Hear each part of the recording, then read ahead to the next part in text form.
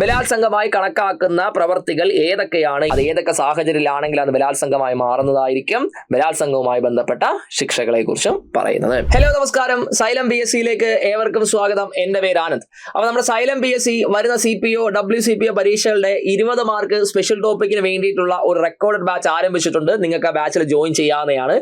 ഇന്ന് നമ്മൾ ഡിസ്കസ് ചെയ്യാൻ പോകുന്നത് നമുക്ക് ഈ ഒരു സ്പെഷ്യൽ ടോപ്പിക് 20 മാർക്കിൽ വളരെ പ്രധാനപ്പെട്ട ഒരു ടോപ്പിക്കാണ് നമ്മുടെ BNS എന്ന് പറയുന്നത്. ആ BNS തന്നെ എക്സാം പോയിന്റ് ഓഫ് വ്യൂ വളരെ ഇമ്പോർട്ടന്റ് ആയിട്ടുള്ളതാണ് നമ്മൾ offences against women and children. അതിൽ നമ്മൾ 63ാമത്തെ വകുപ്പ് ബലാത്സംഗം, റേപ്പ്, അതുമായി ബന്ധപ്പെട്ട കുറച്ച് കാര്യങ്ങളാണ് നമ്മൾ ഡിസ്കസ് ചെയ്യാനായിട്ട് പോകുന്നത്. അപ്പൊ ഈ ഒരു മേഖലയിൽ നമ്മൾ ചോദ്യം ചോദിക്കുന്നത് എങ്ങനെയാണെന്ന് വെച്ച് കഴിഞ്ഞാൽ, ബലാത്സംഗത്തെ കുറിച്ച് നമ്മുടെ BNSൽ പ്രതിപാദിപ്പിക്കുന്ന വകുപ്പ് ഏതാണ്, ബലാത്സംഗമായി കണക്കാക്കപ്പെടുന്ന പ്രവർത്തികൾ ഏതൊക്കെയാണ്, ഈ പ്രവർത്തികൾ ഏത് സാഹചര്യത്തിൽ ചെയ്യുമ്പോഴാണ് അത് ബലാത്സംഗമായി മാറുന്നത്, ബലാത്സംഗവുമായി ബന്ധപ്പെട്ട ശിക്ഷകൾ എന്തൊക്കെയാണ്, ഈ രീതിയിലാണ് നമ്മൾ ചോദ്യങ്ങൾ നമുക്ക് വരുന്നത്. അപ്പൊ നമുക്ക് കണ്ടന്റിലേക്ക് നമുക്ക് പോകാം.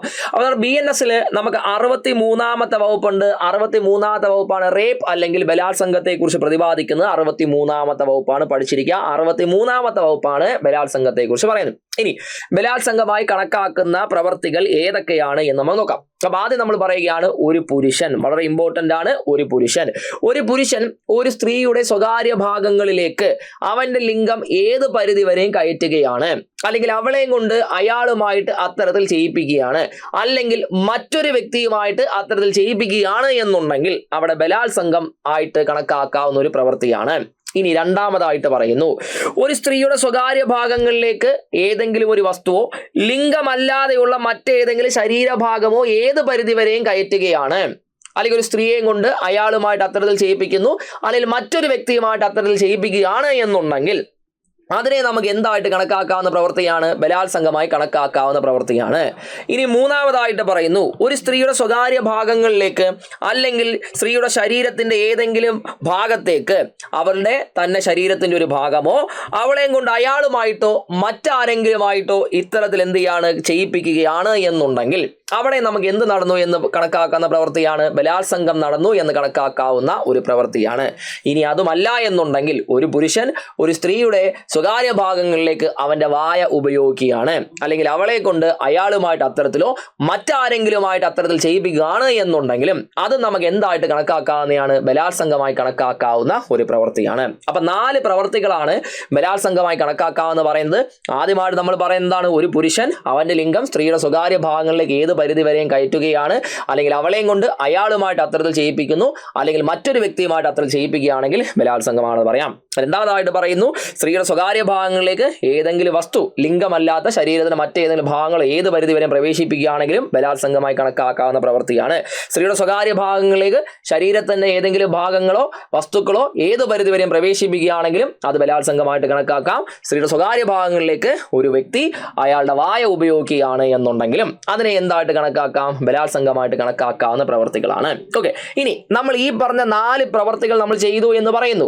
ഈ 4 പ്രവർത്തികളിൽ ഏതെങ്കിലും ഒരു പ്രവൃത്തി ഇനി പറയുന്ന സാഹചര്യങ്ങളിലാണ് നടക്കുന്നത് എന്നുണ്ടെങ്കിൽ, അങ്ങനെയാണെങ്കിൽ മാത്രമേ അത് എന്തായിട്ട് മാറത്തുള്ളൂ, ബലാത്സംഗമായിട്ട് മാറത്തുള്ളൂ. നേരത്തെ പറഞ്ഞ 4 പ്രവർത്തികൾ അത് ഇനി പറയുന്ന 7 സാഹചര്യങ്ങളുണ്ട്. ഈ 7 സാഹചര്യങ്ങൾ ഏതെങ്കിലും ഒരു സാഹചര്യത്തിലാണ് നടക്കുന്നത് എന്നുണ്ടെങ്കിൽ അവിടെ നമുക്ക് അത് എന്തെന്ന് പറയാം, ആ ഒരു പ്രവൃത്തിനെ ബലാത്സംഗമായിട്ട് നമുക്ക് പറയാവുന്നതാണ്. ഏതൊക്കെയാണ് എന്ന് ചോദിച്ചു കഴിഞ്ഞാൽ, ഒന്നാമതായിട്ട് പറയുന്നു, സ്ത്രീയുടെ ഇച്ഛയ്ക്ക് വിപരീതമായിട്ട്, അത് സ്ത്രീയുടെ സമ്മതമില്ലാതെ എന്താണ്, നമ്മൾ നേരത്തെ പറഞ്ഞ 4 പ്രവർത്തികളിൽ ഏതെങ്കിലും ഒരു പ്രവൃത്തി ചെയ്യുകയാണ് എന്നുണ്ടെങ്കിൽ അവിടെ എന്തായിട്ട് കണക്കാക്കാം, ബലാത്സംഗം നടന്നതായിട്ട് നമുക്ക് കണക്കാക്കാവുന്നതാണ്.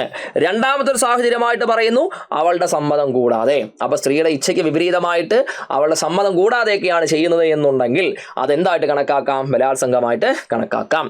മൂന്നാമതായിട്ട് പറയുന്നു, അവൾക്ക് താല്പര്യമില്ല ആർക്കെങ്കിലുമോ മരണമോ ദേഹോദരമോ ഏൽപ്പിക്കുന്ന ഭയപ്പെടുത്തുക വഴി നേടുന്ന സമ്മതമാണെങ്കിൽ ആ സമ്മതത്തോടു കൂടിയാണ് നേരത്തെ അവർ 4 പ്രവർത്തികൾ ഏതെങ്കിലും ചെയ്യുന്നെങ്കിൽ അതും ബലാത്സംഗമാക്കും. ഒന്നുകിൽ സ്ത്രീക്ക് എന്തെങ്കിലും ഒരു അപകടം സംഭവിക്കും, അല്ലെങ്കിൽ സ്ത്രീക്ക് ഏറ്റവും ഇഷ്ടമുള്ള ആൾക്കാർ, സ്ത്രീയുടെ ബന്ധുക്കൾക്കോ സുഹൃത്തുക്കളോ എന്തെങ്കിലും ദേഹോദ്രവോ മരണമോ അപകടമോ സംഭവിപ്പിക്കും എന്ന് സ്ത്രീനെ ഭീഷണിപ്പെടുത്തി അവളുടെ കയ്യിൽ നിന്ന് സമ്മതം വാങ്ങിയിട്ട് നേരത്തെ പറയുന്ന 4 പ്രവർത്തികൾ ഏതെങ്കിലും ചെയ്യുകയാണ് എന്നുണ്ടെങ്കിലും അതെന്തായിട്ട് കണക്കാക്കാം, ബലാത്സംഗമായിട്ട് കണക്കാക്കാവുന്നതാണ്.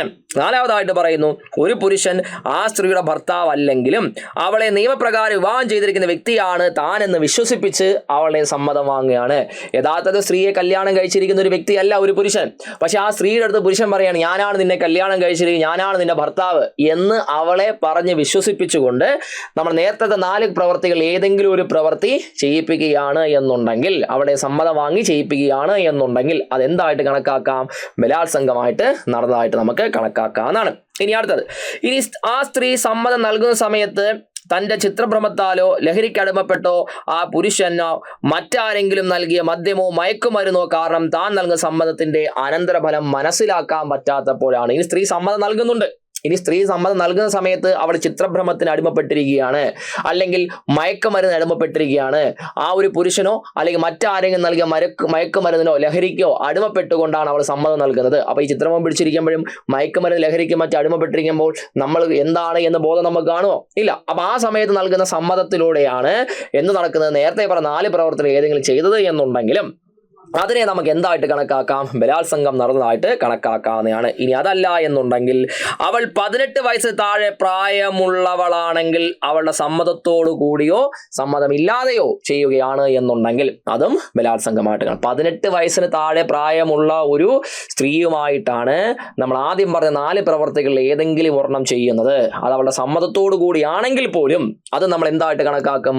ബലാത്സംഗമായിട്ട് കണക്കാക്കുന്നത് ആയിരിക്കും. ഇനി അവസാനമായിട്ട് പറയുന്നു, അവളുടെ സമ്മതത്തെ ആശയവിനിമയം ചെയ്യാൻ കഴിയാതിരിക്കുമ്പോൾ, അതായത് ഒരു സ്ത്രീ തനിക്കെതിരെയുള്ള കടന്നുകയറ്റത്തെ ശാരീരികമായി എതിർത്തില്ല എന്ന കാരണത്താൽ മാത്രം അത് ലൈംഗിക ബന്ധത്തിനോ സമ്മതമായിട്ട് കണക്കാക്കില്ല. വളരെ വളരെ ഇമ്പോർട്ടൻ്റ് ആണ്. സ്റ്റേറ്റ്മെന്റ് ക്വസ്റ്റ്യൻ ആയിട്ട് ചോദിക്കാം. ഈ പറയുന്ന 2 പോയിന്റുകൾ വളരെ ഇമ്പോർട്ടൻ്റ് ആണ്. നമുക്ക് സ്റ്റേറ്റ്മെന്റ് ക്വസ്റ്റ്യൻസ് ആയിട്ടൊക്കെ നമുക്ക് ചോദിക്കാം. ഒരിക്കൽ കൂടി പറയാം, 18 വയസ്സിന് താഴെയുള്ള ഒരു സ്ത്രീയോടൊപ്പം ഒരു ലൈംഗിക വേഴ്ചയിൽ ഏർപ്പെടുകയാണ്. നേരത്തെ പറഞ്ഞ 4 പ്രവർത്തി, ആദ്യം പറഞ്ഞ 4 പ്രവർത്തി ഏതെങ്കിലും ഒരെണ്ണത്തിൽ ഏർപ്പെടുകയാണെങ്കിൽ അത് ആ സ്ത്രീയുടെ സമ്മതം ഉണ്ടെങ്കിലും ഇല്ലെങ്കിലും അതെന്തായിട്ട് കണക്കാക്കും? ബലാത്സംഗമായിട്ട് കണക്കാക്കും.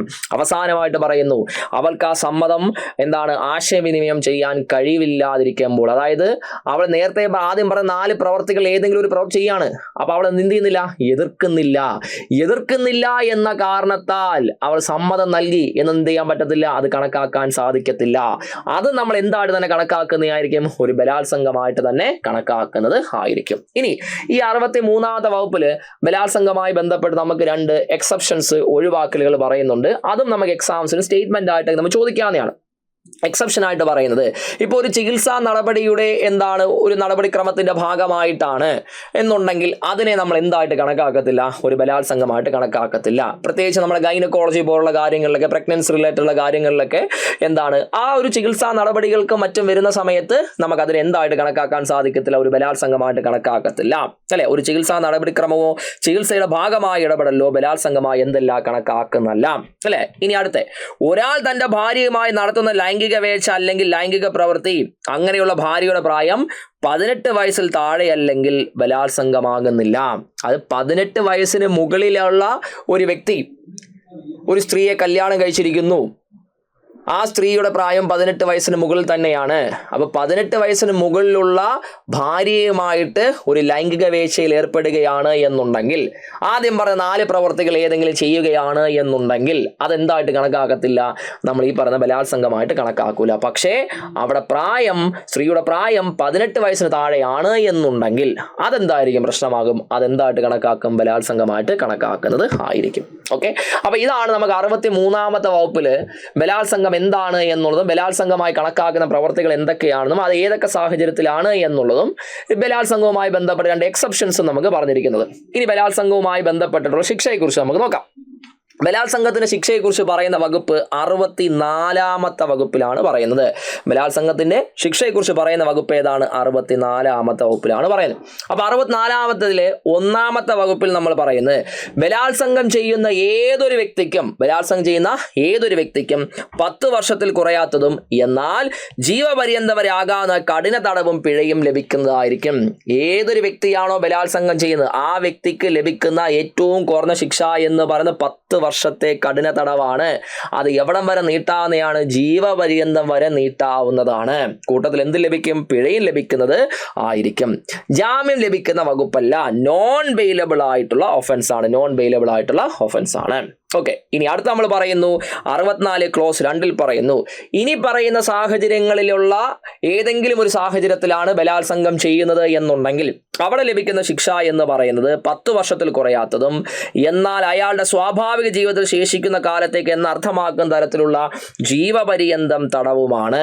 അത് വെറും തടവല്ല, കഠിന തടവാണ്. കൂട്ടത്തിൽ എന്തും ലഭിക്കുന്നതായിരിക്കും, പിഴയും ലഭിക്കുന്നതായിരിക്കും. അപ്പൊ ഏതൊക്കെയാണ് ആ സാഹചര്യങ്ങൾ നമ്മൾ നോക്കാം. ഓക്കെ, അപ്പൊ നോക്കിയാൽ ഒരു പോലീസ് ഓഫീസർ അയാളെ നിയമിച്ചിരിക്കുന്ന പോലീസ് സ്റ്റേഷന്റെ പരിധിക്കുള്ളിലാണ്. ഒരു പോലീസ് ഓഫീസർ അയാളെ നിയമിച്ചിരിക്കുന്ന പോലീസ് സ്റ്റേഷന്റെ പരിധിക്കുള്ളിൽ ഒരു സ്ത്രീയെ ബലാത്സംഗം ചെയ്യുകയാണ് എന്നുണ്ടെങ്കിൽ ആ പോലീസ് ഓഫീസർക്ക് മിനിമം 10 വർഷത്തെ കഠിന തടവാണ്. അല്ലെങ്കിൽ ഈ പറയുന്നതിന്റെ കൂട്ട് ജീവിതാവസാനം വരെ എന്നർത്ഥമാക്കുന്ന തരത്തിലുള്ള ജീവപര്യന്തം തടവ് ലഭിക്കുന്നതായിരിക്കും. കൂട്ടത്തിൽ പിഴയും ലഭിക്കുന്നതായിരിക്കും. രണ്ടാമതായിട്ട് പറയുന്നു, ഒരു പോലീസ് ഓഫീസറാണ് ഏതെങ്കിലും സ്റ്റേഷനിൽ ഉള്ളിൽ വെച്ചിട്ടാണ് ഒരു സ്ത്രീയെ ബലാത്സംഗം ചെയ്യുന്നത്. ഒരു പോലീസ് ഓഫീസർ ഏത് സ്റ്റേഷനും ആയിക്കോട്ടെ, ഏതെങ്കിലും ഒരു സ്റ്റേഷനുള്ളിൽ വെച്ചൊരു സ്ത്രീയെ ബലാത്സംഗം ചെയ്യുവാണെങ്കിലും 10 വർഷത്തെ കഠിന തടവ്, കുറഞ്ഞത് 10 വർഷത്തെ കഠിന തടവ്, ജീവിതാവസാനം വരെ എന്ന തരത്തിൽ അർത്ഥമാക്കുന്ന തരത്തിലുള്ള ജീവപര്യന്തം തടവും പിഴയും ലഭിക്കുന്നത് ആയിരിക്കും. മൂന്നാമതായിട്ട് പറയുന്നു, ഒരു പോലീസ് ഓഫീസർ കസ്റ്റഡിയിലോ അല്ലെങ്കിൽ കീഴുദ്യോഗസ്ഥൻ കസ്റ്റഡിയിലുള്ള സ്ത്രീയാണ് ബലാത്സംഗം ചെയ്യുന്നത്. ഒരു പോലീസ് ഓഫീസർ കസ്റ്റഡിയിൽ സ്ത്രീ ഉണ്ട്, അല്ലെങ്കിൽ ആ പോലീസ് ഓഫീസർ കീഴുദ്യോഗസ്ഥന്റെ കസ്റ്റഡിയിലാണ് സ്ത്രീ ഉള്ളത്. അങ്ങനെയാണെങ്കിൽ ആ സ്ത്രീയെ ബലാത്സംഗം ചെയ്യുകയാണെങ്കിലും നമുക്ക് ഈ പറഞ്ഞ ശിക്ഷ തന്നെയായിരിക്കും ലഭിക്കുന്നത്. നാലാമതായിട്ട് പറയുന്നു, ഒരു പൊതുസേവകനാണ്. ആ ഒരു പൊതുസേവകൻ തൻ്റെ ഔദ്യോഗിക പദവി ഉപയോഗപ്പെടുത്തി തൻ്റെ കസ്റ്റഡിയിലോ തൻ്റെ കീഴുദ്യോഗസ്ഥ കസ്റ്റഡിയിലുള്ള സ്ത്രീ എന്ത് ചെയ്യാണ്, ബലാത്സംഗം ചെയ്യുകയാണ്. ഒരു പൊതുസേവകനുണ്ട് അല്ലെങ്കിൽ ഒരു പൊതുപ്രവർത്തകനുണ്ട്. പൊതുപ്രവർത്തകൻ അയാളുടെ കസ്റ്റഡിയിലുള്ള സ്ത്രീയോ അല്ലെങ്കിൽ അയാളുടെ കീഴുദ്യോഗ കസ്റ്റഡിയിലുള്ള സ്ത്രീയോ അയാളുടെ അധികാരം ദുരുപയോഗം ചെയ്തുകൊണ്ട് എന്ത് ചെയ്യാണ്, ബലാത്സംഗത്തിന് ഇരയാക്കുകയാണെങ്കിലും 10 വർഷത്തിൽ കുറയാത്ത കഠിന തടവ്, ജീവിതാവസാനം വരെ എന്നർത്ഥമാക്കുന്ന തരത്തിലുള്ള ജീവപര്യന്തം തടവും പിഴയും ലഭിക്കാവുന്നതാണ്. ഇനി അടുത്ത, ഒരു പ്രദേശത്തെ കേന്ദ്ര ഗവൺമെന്റോ സംസ്ഥാന ഗവൺമെന്റ് വിന്യസിച്ച സായുധ സേനയിലെ ഒരു അംഗം അവിടെയുള്ള സ്ത്രീയെ ബലാത്സംഗം ചെയ്യാണ്. സായുധ സേനയിലെ അംഗങ്ങളെ ഒരു പ്രദേശത്തേക്ക് വിന്യസിച്ചു. ആ സായുധ സേനയിലെ അംഗങ്ങൾ ആ പ്രദേശ സ്ത്രീയെ ബലാത്സംഗം ചെയ്യുകയാണെങ്കിലും ശിക്ഷ നമുക്ക് ഇതായിരിക്കും ലഭിക്കുക. സ്ത്രീകൾക്കും കുട്ടികൾക്കും സംരക്ഷണത്തിന് വേണ്ടി ഒരുപാട് സ്ഥാപനങ്ങളുണ്ട് അല്ലെ. ഇപ്പൊ നമ്മൾ ഷെൽട്ടർ ഹോമുകൾ പോലുള്ള ജുവനൈൽ ജസ്റ്റിസ് ഹോമുകൾ ഉണ്ട്.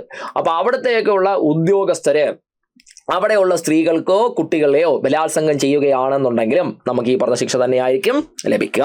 അടുത്ത പറയുന്നു, ഒരു ആശുപത്രി മാനേജ്മെന്റോ ആശുപത്രി ജീവനക്കാരനോ ഔദ്യോഗിക പദവി ദുരുപയോഗം ചെയ്തുകൊണ്ട് സ്ത്രീകളെ ഈ പറയുന്ന ബലാത്സംഗം ചെയ്യുകയാണെങ്കിലും അവർക്ക് ലഭിക്കുന്ന ശിക്ഷ 10 വർഷത്തിൽ കുറയാത്തതും ജീവിതാവസാനം വരെ എന്നത് അർത്ഥമാക്കുന്ന തരത്തിലുള്ള ജീവപര്യന്തം തടവും ആയിരിക്കും. ഇനി അടുത്ത, ഒരു സ്ത്രീയുടെ ബന്ധുവോ രക്ഷകർത്താവ് അധ്യാപകർ അല്ലെങ്കിൽ സ്ത്രീയുടെ മേൽ അധികാരമോ വിശ്വാസം വെച്ചുള്ള ഒരു വ്യക്തി ആയിരിക്കെ സ്ത്രീയെ ബലാത്സംഗം ചെയ്യാണ്.